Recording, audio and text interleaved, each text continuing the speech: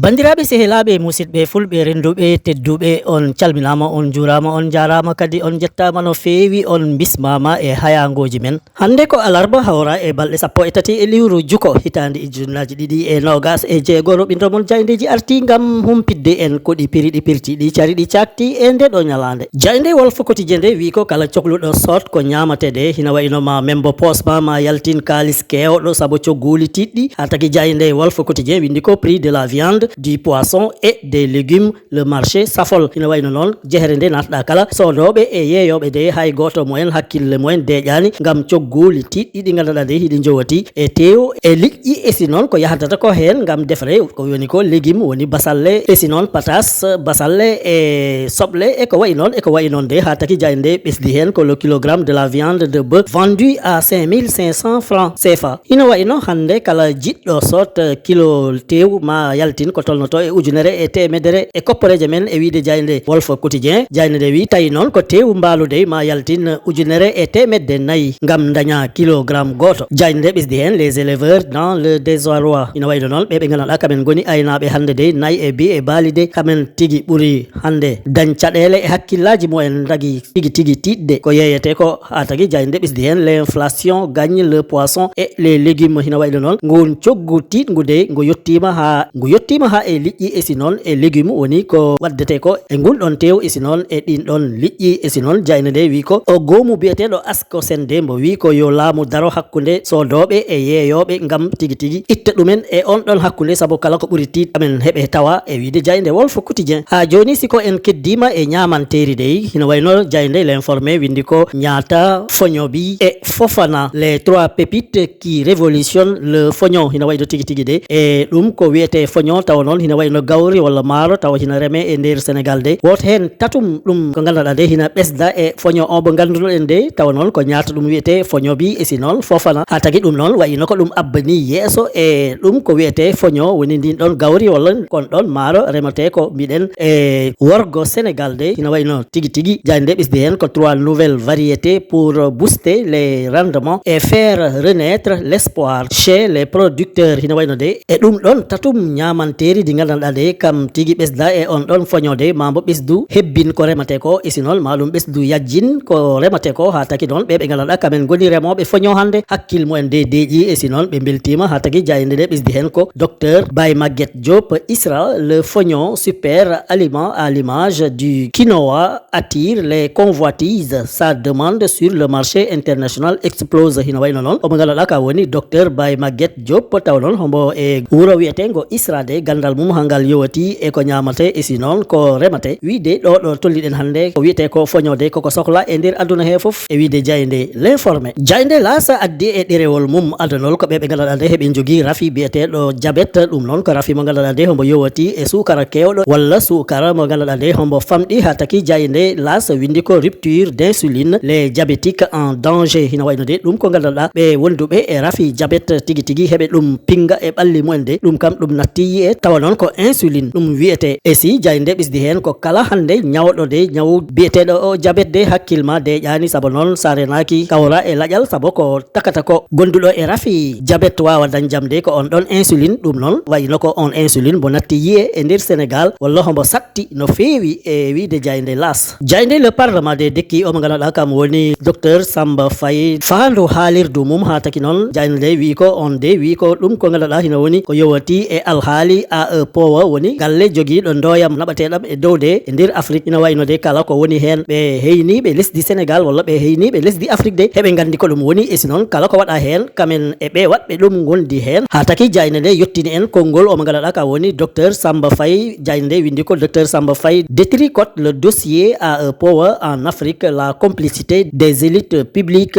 hina wayno nde jaynde nde ɓesdi hen ko ma déception fut grande en entendant le ministre Abdourahmane Diouf affirmer sur RFM qu'il n'accepterait pas que la justice retarde le projet AE Power Azer hina wayno de kam on mo ganduɗa kam woni docteur Samba Faye de wi ko tigui gacce e si noon hersi de nani omo ganduɗa ka woni Abdourahmane Diouf joguiɗo jagorgal jowetingal e kala ko yowati e on ɗon alhaali de yekkiti konngol toon to haalirde wiyetende RFM de gam wi jaɓatade yo ñawore rewande hakkude Azer e AE Power nemne e si noon faane keeci e wiide jaynde le parlement. Jande le soleil de article e koppareje kewɗe ɗe ganduɗa de heɗe poti ɓetane ɓe ganduɗa kamen goni e laamu lesdi Sénégal gam ɓe mbawa e liggol ɗum noon ko hitande ujunaji ɗiɗi e nogas e jeeɗiɗi ɗum tigui wiyete prévision et exécution du budget 2029 2451 milliards de francs CFA sous haute contrainte hina wayno de e ɗen ɗon koppareje de jayde le soleil wi ko heɗe tolni e milliard uji ujunaji ɗiɗi pawɗi temedde nayyi e capanɗe joyi e go'o e koppareje men de ɗum tigui